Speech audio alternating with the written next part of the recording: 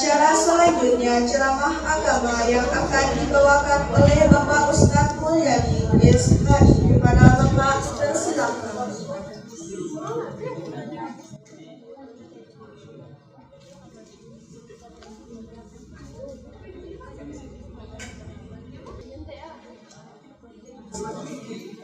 A'udzubillahi minasyaitonir rajim. Bismillahirrahmanirrahim. Assalamualaikum warahmatullahi wabarakatuh. Waalaikumsalam warahmatullahi wabarakatuh. Alhamdulillahilladzi arsala rasulahu bil huda wa dinil haqq liyuzhirahu 'ala ad-dini kullih walau karihal kafirun walau karihal musyrikun. Amma yang sangat dihormati Bapak Kepala Sekolah SMA dan SMK, kemudian Bapak Ibu pendamping majelis guru, terkhusus yang Bapak muliakan anak-anak, remaja dan remaji, sebenarnya remaja dan remaji yang menyebar di seluruh kampung Sisi. Puji dan syukur mari kita sampaikan kepada Allah Subhanahu wa taala. Alhamdulillah dipertemukan kita oleh Allah Subhanahu wa taala di rumah yang mulia ini. Harapan kita adalah semoga pertemuan di bulan yang penuh berkah ini, di bulan yang mulia ini, diturunkan oleh Allah rahmat berkah untuk kita semuanya. Amin. Ya Rabbal. Kemudian salat dan salam Allahumma salli ala Muhammad wa ala ali Muhammad, semoga tercurah buat baginda Rasulullah sallallahu alaihi wasallam. Di saat kita membutuhkan pertolongan baginda, diberikan kita syafaat atas izin Allah Subhanahu. Karena akan celakalah seorang hamba kalau nanti di padang mahsyar tidak diakui oleh baginda Rasulullah SAW. Kenapa tidak diakui? Karena di lisannya tidak pernah keluar kata Allahumma salli ala Muhammad wa ala ali. Bapak lihat materi yang dia Bapak pada kesempatan kali ini tentang keutamaan dan hikmah salat fardu. Kuliah berdialog kan? Kuliah berdialog kan? Iya. Jujur ya. Salat kalau secara bahasa artinya ad-du'a, doa. Bicara bahasa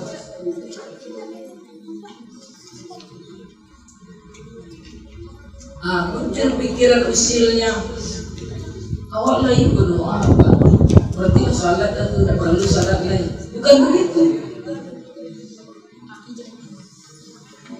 Karena ada satu pengertian lagi secara istilah, melaksanakan rangkaian ibadah yang dimulai dengan takbiratul ihram disertai dengan niat di sini.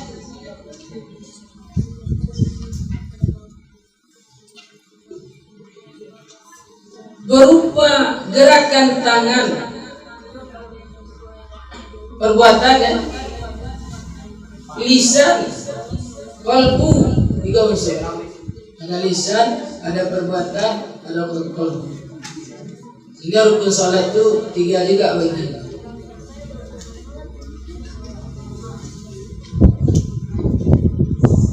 Sampai salam.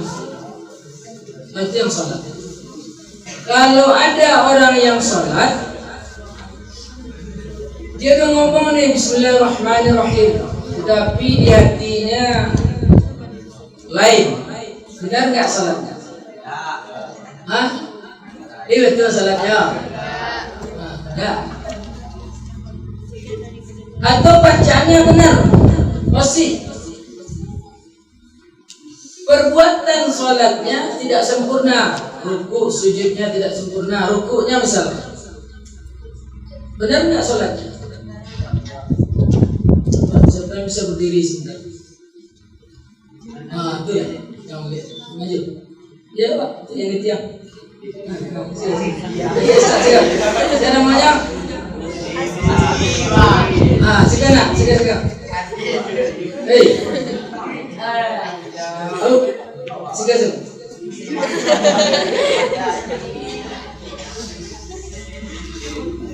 Jalan-jalan. Tiga jadi Islam. Rukuk ya. Allahu Akbar. Ya. Hebat ya.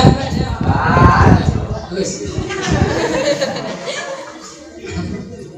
Tetapi kalau rukunya salah, tidak seperti itu.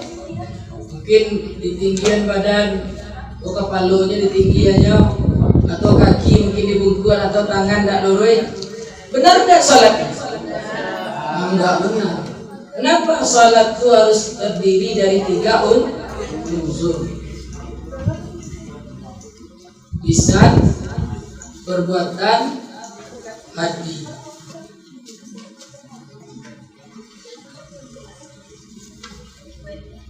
Begitu. Jadi seolah-olah di saat seseorang melaksanakan sholat, dia melihat Allah. Kalau dia tidak mampu begitu, dia yakini Allah melihat dia. Apa namanya itu? Ihsan. Karena begitu, mau tahu begitu keluar ya kan? Ihsan.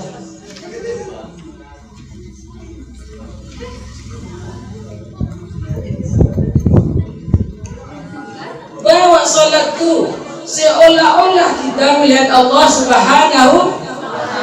Kalau tidak bisa melihat Allah, yakini dan percayai bahwasanya Allah itu melihat kita. Kita yang lalai tahu Allah itu. Kita yang tidak khusyuk tahu Allah. Apa namanya? Ada nama ihsan di sini. Itu. Ingat ya, ihsan. Nah, kemudian sholat merupakan ibadah yang pertama kali dihisab nanti di yaumil qiyamah. Kita sudah sholat puasa, sudah zakat, sudah membaca Al-Quran, sudah bersedekah, sudah berinfak, sudah berwakaf, sudah berbuat baik kepada kedua orang tua, sudah berbuat baik dengan sesama, sudah berbuat baik kepada makhluk lain, sudah berbuat baik kepada alam sekitar kita. Tetapi kalau salatnya tidak kita lakukan secara benar, amalan-amalan yang lain itu tertolak. Kenapa begitu? Ibadah yang pertama kali dihisab nanti di yaumil qiyamah salat. Kalau salat kita baik, yang lain jadi baik. Kalau salat kita tidak baik, amalan yang lain jadi buruk. Maka dalam hadis yang lain dikatakan bainal muslim wa kafir as-shalah. Beda orang muslim dengan orang kafir salat. Itu lebih keras. Bainal muslim wa kafir as-shalah. Jadi kalau beliau Pak bertanya, anak-anak Pak bahagia dan salatnya? Hah? Lain. Apa yang cek tinggal? Tuh. Tak ada salah. Belum jawabnya. Betul dia Pak. Lain salat deh.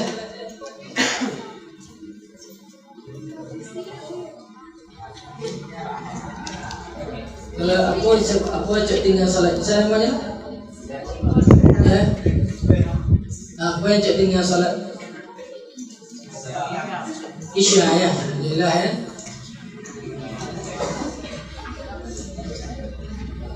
Tu yang pakai jaket. Ya Pak. Saya nama ya. Apa salatnya yang cek tinggal? Asar ya. Yang lagu yang jaket. Ya Pak. Saya nama. Apa yang cek salatnya tinggal? Zuhur ya. Yang lain apa leh? Isya, zuhur, asar. Kalau siapa namanya? Ya. Apa salatnya cek tinggal? Zuhur ya. Sejak sanitian. Ayo tuh, jangan kumis. Mas kumis. Siapa namanya? Apa salatnya yang cek tinggal? Apa? Isya ya. Isya. Kau perlu ditanya gue Pak. Walaupun hikmah salat tapi kebanyakan perlu Isya. Itu yang di papan tulis belakang, yang sebelah yang menjaket. Ayo Wak jadi papan tulis. Siapa namanya? Apa salat yang tinggal? Alhamdulillah. Jujur semua ya. Kalau tidak apa tanya bantu itu, kalau Pak tanya lain salat pasti lain jawab. Tapi kalau Pak tanya anu nak tinggal salat pasti kan.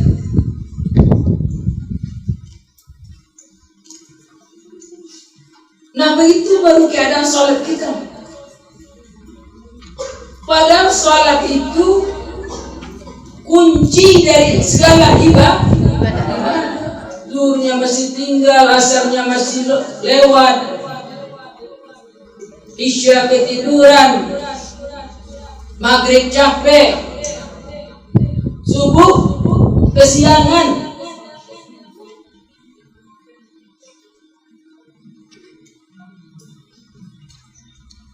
Dalam Islam itu salat wajib berapa kali?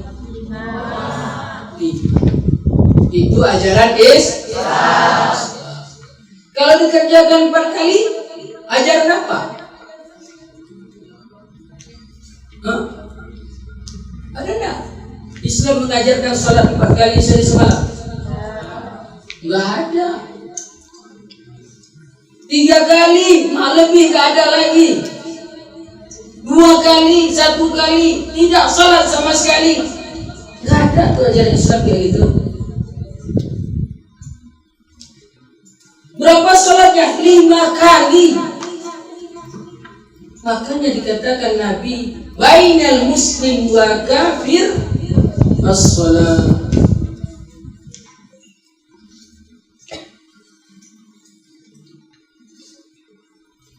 Boleh juga enggak salat anak-anak. Bapak bagi anak-anak saya. Bapak tanya tadi kelas berapa? Pak, kelas 1. Kelas 10 kelas 10 sama aja anak Pak yang belian tua.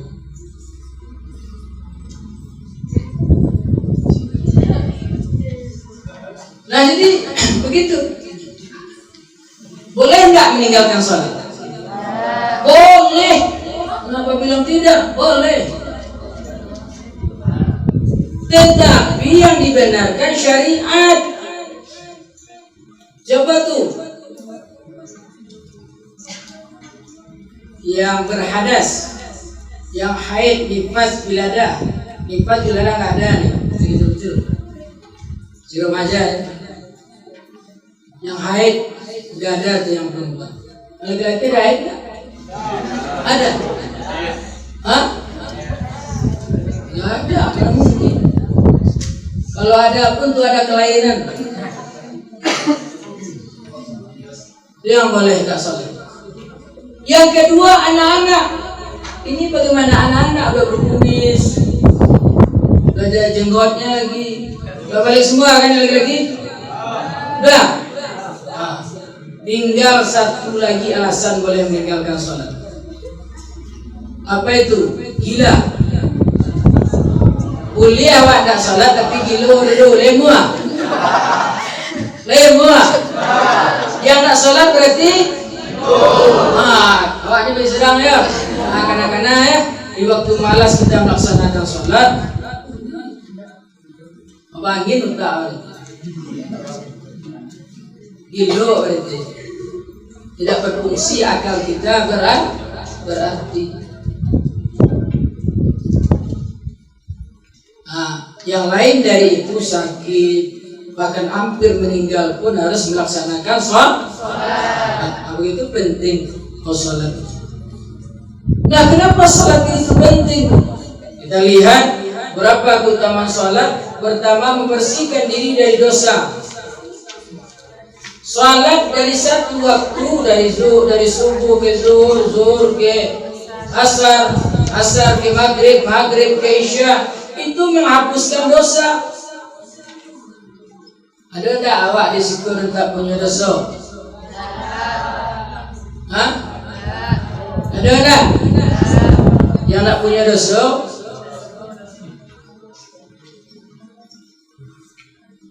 Yakin punya dosa sebenarnya?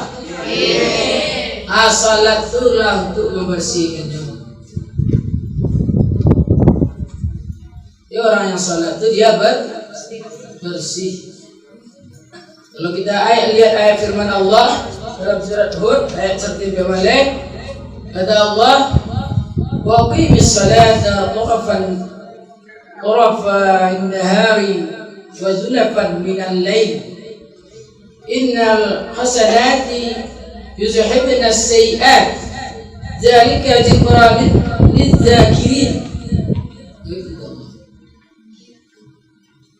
Dan dirikanlah sholat itu pada kedua tepi siang, pagi dan petang. Supaya apa? Dan pada bagian permulaan daripada malam, sesungguhnya perbuatan-perbuatan yang baik itu menghapuskan dosa. Nah, Allah yang ngomong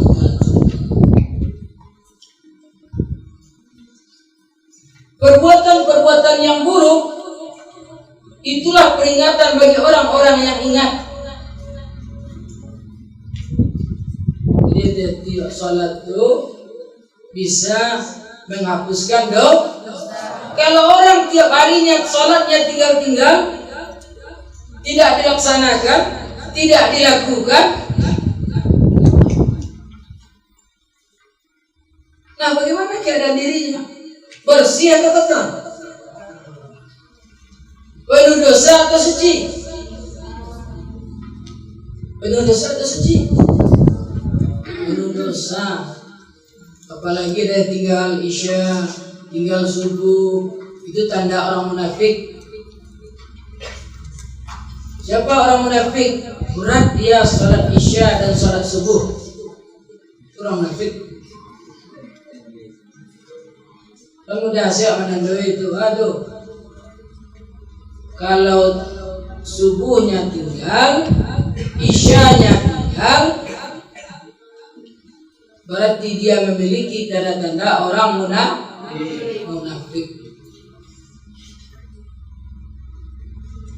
Tadi katanya ada yang subuh tinggal, isya tinggal, asar tinggal, ada juga yang zuhur tinggal. Kalau ditanya semuanya, bisa jadi ada yang lengkap, ada yang tinggal 2, bisa jadi yang tinggal 3, ada juga yang nggak sholat, mungkin ada, mudah-mudahan tidak ada.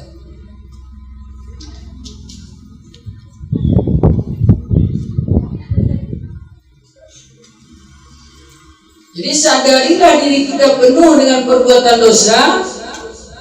Kemudian ingat Salat itulah tempat untuk membersihkan dosa. Dalam hadis dikatakan, hadis riwayat Bukhari dan Muslim, At-Tirmizi dan An-Nasa'i, jika seseorang melaksanakan salat, makanya samu mandi itu di sungai 5 kali sehari semalam. Bersih. Berapa kali? 5 kali.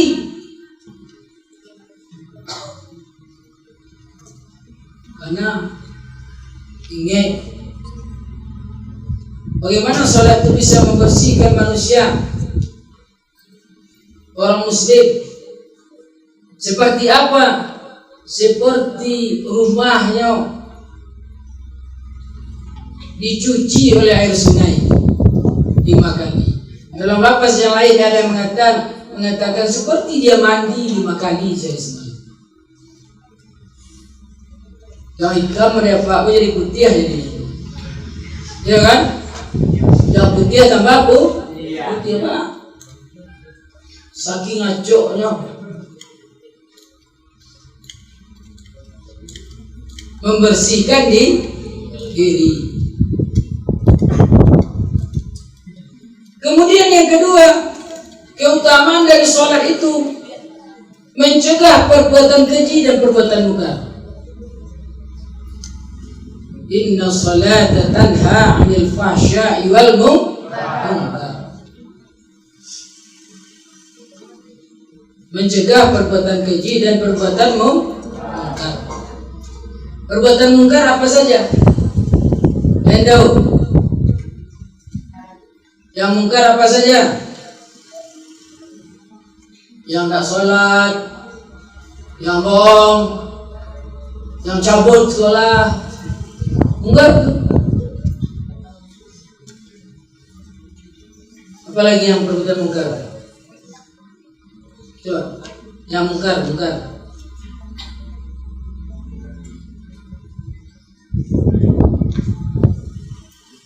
Bagi hadiah bisa. Setiap kali 10.000. Hah? Apa jawablah? Apa yang munkar itu? Tidak Pak Saboy, jangan Pak Saboy. Hah? Yang lalu Pak Saboy. Agak situ maju. Cepet. Maju lah. Siapa jawab tadi?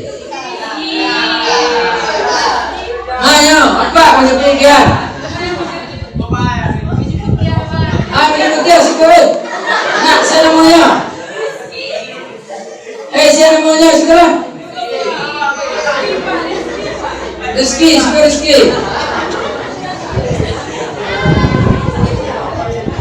Rezeki.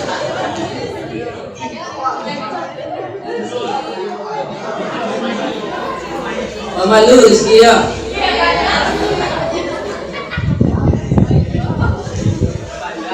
Meninggalkan puasa Ramadan. Apalagi? Yang perempuan apalagi?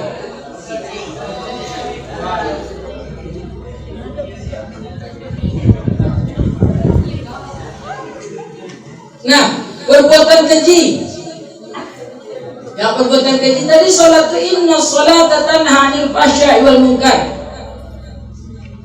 Kalau kita melaksanakan salat, perbuatan keji dan perbuatan munkar minggat dari hidup kita. Perbuatan keji yang mana? Munkar. Nah, apa lagi? Yang keji. Perbuatan keji itu segala sesuatu yang berhubungan dengan syahwat. Pacaran, keji. Zina, keji.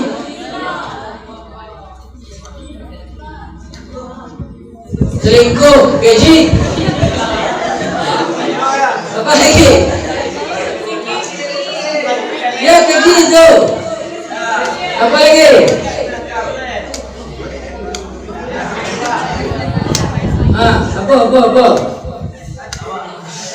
Apa? Kasih siapa ya?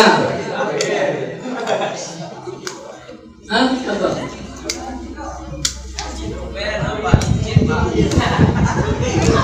Mungkar ya. Mungkar. Apa lagi? LGBT. Pergaulan bebas. Jadi hati-hati ya. Laki-laki suka sama laki-laki. Indah. Nah, jadi apa obat semua itu? Perbuatan keji dan perbuatan mungkar yang disebutkan tadi itu sholat. Kalau kita sudah sholat, insya Allah minimal di waktu sholat itu perbuatan keji dan mungkar tidak mungkin kita laksanakan. Itu paling rendah.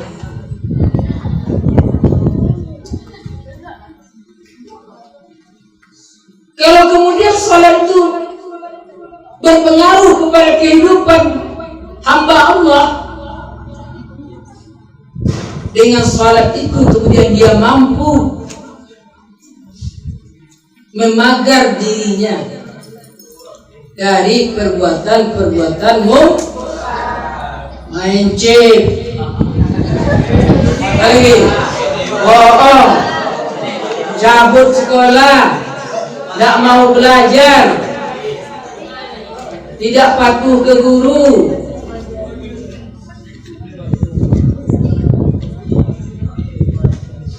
Itu hilang. Kalau udah sholat, yang bencong-bencong hilang. Kenapa hilangnya? Dengan sholat.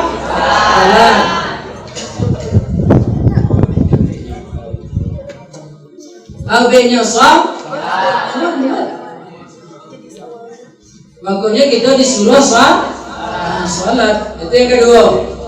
Karena ayo tinggi, Pak Guru tadi ada ujian. Dia kata Pak pendamping, ujian Pak lain ujian, maka karena kemudian orang yang sholat itu nanti bercahaya di hari kiamat. Orang yang sholat bercahaya di hari kiamat.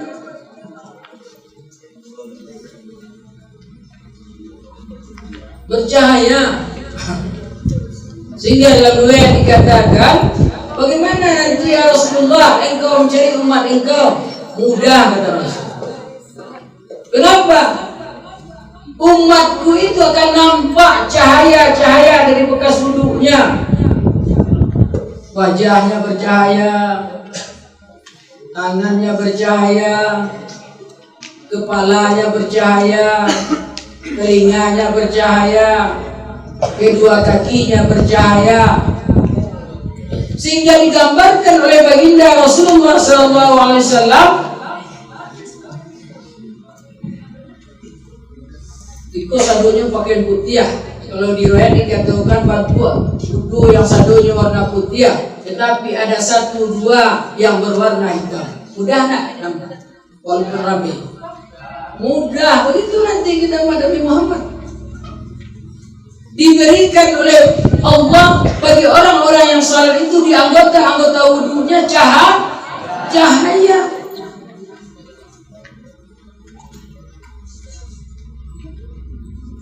Berarti kalau nggak pernah wudhu, tidak bercahaya walaupun wajahnya ganteng, kan? Tapi nggak salat, nanti di akhirat nggak bercahaya. Nggak bercahaya. Ingatlah kalau malas dia salat kan, ingat ini. Di saat kita malas salat, ya Allah, seandainya salat ini saya tinggalkan, ya Allah, alangkah ruginya. Semua orang nanti dikenali sebagai umat Nabi Muhammad, tapi saya meninggalkan salat. Menyebutkan mengenai salat seraya bersabda. Apa kata Rasul? Barang siapa yang menjaganya, ia akan mempunyai cahaya. Sebagai apa? Bukti dan keselamatan kelak di hari kiamat. Di cahaya itu bukti. Kalau anak-anak apa ada dikasih tahu apa cahayanya? Apa buktinya? Daftar hadir. Pasti Bu penamping melihat daftar hadir. Bu, kemarin saya ikut Bu yang Masjid Lawang, Pasar Lawang tuh. Bahkan lama ada absen. Nah, dikeragui kita. Allah pun begitu nanti. Mana bukti engkau salat? Wajah menghitam, cahaya tidak ada, mengaku salat tidak diterima. Orang yang salat itu pasti wajahnya bercahaya. Masuk anak-anak panah, kalau rajin salat malam bercahaya wajah. Salat tahajud malam. Itu Pak tahajud Pak salat 5 kali, saya mesti 3 Pak. Jadi apa kecil ada ajaran Islam kalau salatnya 4 kali. Dia ada ajaran Islam, ajaran apa tuh? Ajaran sesat. Ajaran sesat. Kalau masih ada salat yang 4 kali sehari semalam, yang 3 kali, yang 2 kali, yang 1 kali, yang sekali seminggu, yang 2 kali setahun, itu aliran sesat. Mau benar atau mau sesat? Benar. Kalau mau benar, salat 5 kali sehari semalam. Kemudian hikmah salat fardu yang pertama, mencegah diri dari perbuatan keji dan mungkar. Itu sudah sampaikan tadi. Sudah cukup panjang kita bahas itu. Kemudian yang kedua, mendidik pribadi yang disiplin dan tangguh. Jadi orang yang sholat dia pasti disiplin. Orang yang sholat dia pasti tangguh. Kenapa? Dia dah biasa. Terdengar azan, Allahu Akbar, Allahu Akbar, bergetar hati. Sholat. Dihentikan segala aktivitas. Dihentikan segala aktivitas. Nah, kalau di sekolahnya ada musala, semuanya menuju musala.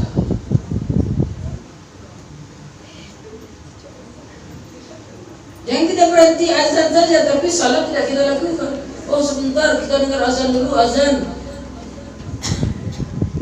Azan itu panggilan untuk salat, bukan panggilan untuk diam. Kalau azan diam, jawab azan, benar itu benar. Tetapi kurang pas, kurang tepat. Idealnya di saat Allahu Akbar, Allahu Akbar, kita mulai melangkahkan kaki ke tempat salat.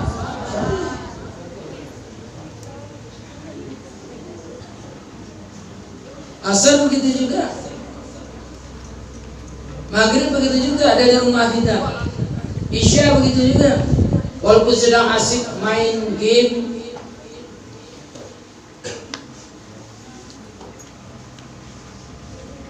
sedang asik belajar, sedang melaksanakan tugas, tapi kalau datang panggilan sholat, tinggalkan itu tugas, tinggalkan kesibukan kita. Yakin dan percayalah anak-anak bapak semuanya, dengan salat kita akan tumbuh nilai kedisiplinan. Kalau kita sudah disiplin, insya Allah nanti akan menjadi orang-orang yang sukses. Bapak dan ibu guru yang hadir di sini ini, kenapa bisa jadi bapak dan ibu guru? Karena beliau-beliau ini dulu disiplin, hormat kepada guru, disiplin dalam menuntut ilmu. Coba kita disiplin pas jam belajar, cabut. Kira-kira dapat nggak ilmunya? Dapat nggak? Enggak dapat. Kenapa? Cabut si Rizki misalnya. Bukan Rizki yang sana ya.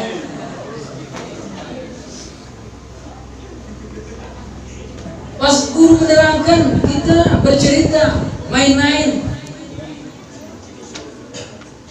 atau main HP misalkan. Kalau ada bawa HP, diam-diam. Apa yang disampaikan guru dapat nggak? Enggak dapat.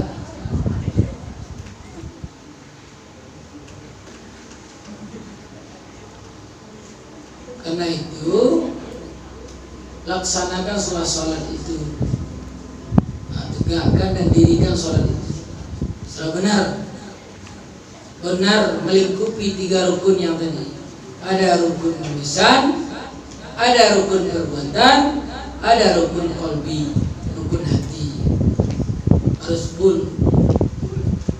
Di dalamnya ada kekhusyukan. Di saat anak-anak Bapak belajar pun harus khusyuk, harus fokus.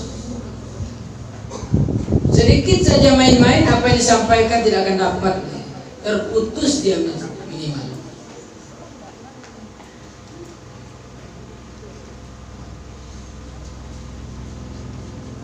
Kemudian yang ketiga, mengerjakan amalan yang utama. Orang-orang yang sholat tepat pada waktunya akan diberikan hadiah, diberikan keutamaan oleh Allah Subhanahu wa taala, diberikan as-sa'adah, kebahagiaan. Kebahagiaan.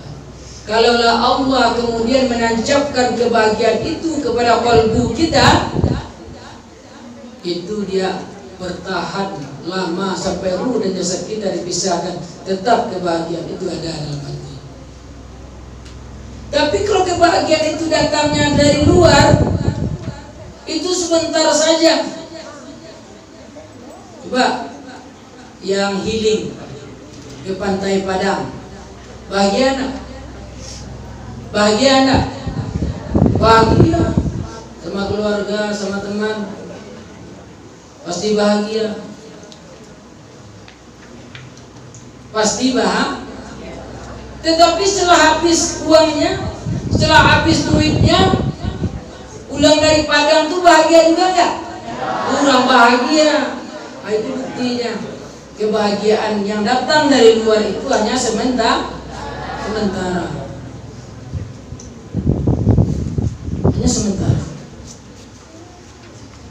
Tetapi kalau kebahagiaan yang diberikan Allah, sakinah yang diberikan Allah dalam kalbu seorang hamba, bertahan, tidak terpengaruh dengan materi,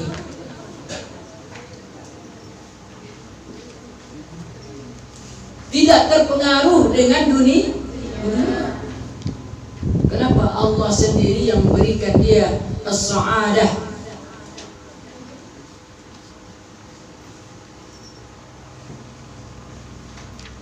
Allah sendiri yang menancapkan ke hatinya warid.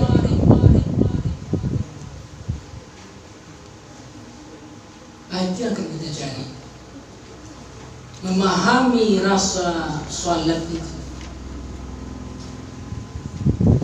Kalau ada rasa salat itu tidak tertinggal salat. Kenapa? Kita butuh dengan itu. Tidak hanya kewajiban lagi, memang kita butuh dengan salat itu. Kemudian meninggikan derajat yang keempat. Hikmah salat berikutnya meninggikan derajat, tinggi derajat.